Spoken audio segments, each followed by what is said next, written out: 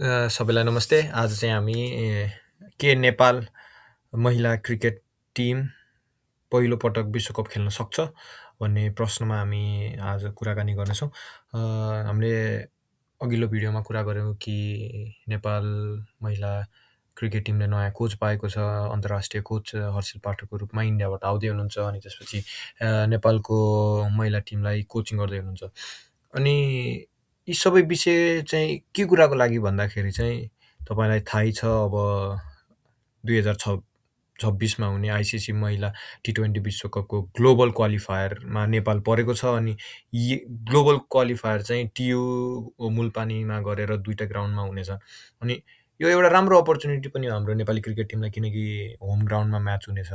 अनि त्यसपछि अब होम कन्डिसनमा भएका कारणले गर्दा हाम्रा कोचहरू लोकल कोचहरू जो जति एनपिएलसँग संलग्न भएर त्यहाँ एनपिएलमा टिमलाई सिकाउनुभयो उहाँहरू नै हो जो महिला क्रिकेट टिमलाई पनि कोचिङ गर्दै हुनुहुन्छ वा मेन्टरिङ गर्दै हुनुहुन्छ। त्यो कारणले गर्दा उहाँहरूलाई आफ्नो एउटा लोकल ग्राउन्डको बारेमा थाहा छ।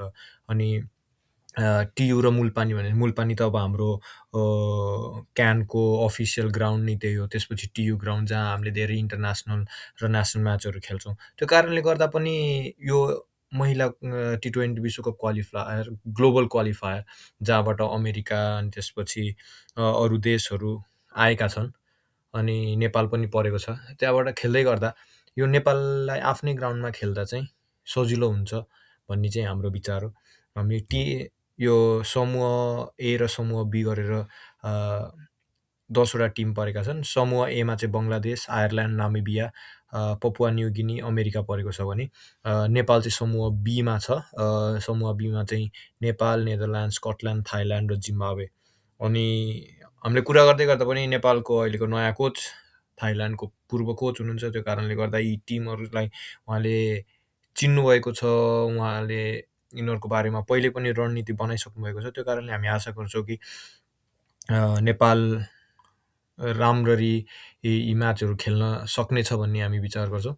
अनि यो हेर्दै गर्दा चाहिँ हाम्रो यो अहिले को खेल्दैछन् के छ भनेर अहिलेसम्म स्क्वाड आइसकेको छैन। तर सरसर्ती हेर्दा पहिलाका गेमहरू, पहिलाको टिमहरू हेर्दै गर्दा चाहिँ सम्झना खड्का, रुबी पोडार अनि कविता कुँवर, पूजा महतो, इन्दु वर्मा जो चाहिँ क्याप्टेन हुनुहुन्छ, त्यसपछि रुबिना छेत्री, कविता जोशी, रचना चौधरी, राजमती ऐरी, रिया शर्मा र सोमु बिष्ट। यो चाहिँ पहिला पनि खेलिरहेको टिम हो। यसमा नयाँ पुरानो यहाँ सिनियर प्लेयरदेखि यङ प्लेयरहरूसम्म छ। यो चाहिँ रिसेन्टली नेपालले खेलेको क्वालिफायरको टिम हो र म विचार गर्छु यस्तै नै हुन्छ टिम, यहाँबाट धेरै फरक चाहिँ हुँदैन। अनि लास्ट गेम नेपालले जुन इभेन्ट खेलेको थियो लास्ट इभेन्ट त्यसमा चाहिँ इन्दु वर्माले 117 रन हान्नुभएको थियो। त्यसमा चाहिँ एउटा चाहिँ 48 रन चाहिँ उहाँको हाइएस्ट स्कोर रहेछ। त्यसपछि आरसी बेलबासी भनेको चाहिँ रचना चौधरी हो अनि रचना चौधरीले चाहिँ 23 रन 23 रन अनि त्यसपछि एभरेज पनि 27 ठिकै हो। महिला 55 रन हान्नुभएको रहेछ अनि हाइएस्ट चाहिँ 23 रन रहेछ। 27को एभरेज छ। त्यसपछि पूजा महतो जो चाहिँ उपकप्तान पनि हुनुहुन्छ, उहाँले चाहिँ 101 रन हान्नुभएको रहेछ 20को एभरेजमा। अनि महिला क्रिकेट टिममा ठिकै छ, हार्ड हिटिङ प्लेयरहरू पनि हुनुहुन्छ भनौँ न। अब इन्दु वर्मा हुनुभयो, त्यसपछि पूजा महतो क्याप्टेन भाइस क्याप्टेन दुइटैले यसरी राम्रो रन लिएका छन्।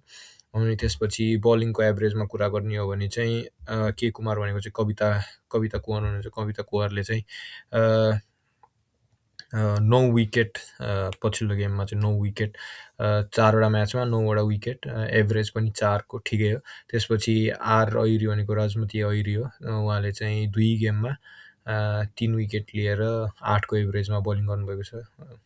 एभरेज इकोनोमी 8को छ। तर त्योभन्दा तलतिर गयौँ भने चाहिँ हाम्रा नेपाली बलरहरू जसले चाहिँ फुल म्याचहरू खेलेको, जस्तै सोमु बिष्ट अनि त्यसपछि कविता जोशी अनि के अरे रुबी पोडारहरू चाहिँ पिटिनु भएको छ। 20को एभरेज मतलब इकोनोमी हेर्दै जाने हो भने चाहिँ धेरै पिटिएको पनि देखिन्छ। त्यो कारणले गर्दा पनि ख्याल चाहिँ राख्नुपर्ने छ।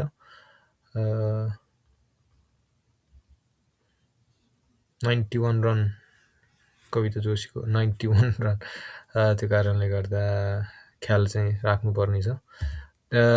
आशा गरौँ हाम्रो क्याप्टेन इन्दु वर्मा र हाम्रो भाइस क्याप्टेन पूजा महतो दुइटैले राम्रो गेमहरू खेल्नेछन्। दुइटैको ब्याटिङ राम्रो छ, बलिङ पनि राम्रो नै छ भन्नुपर्छ।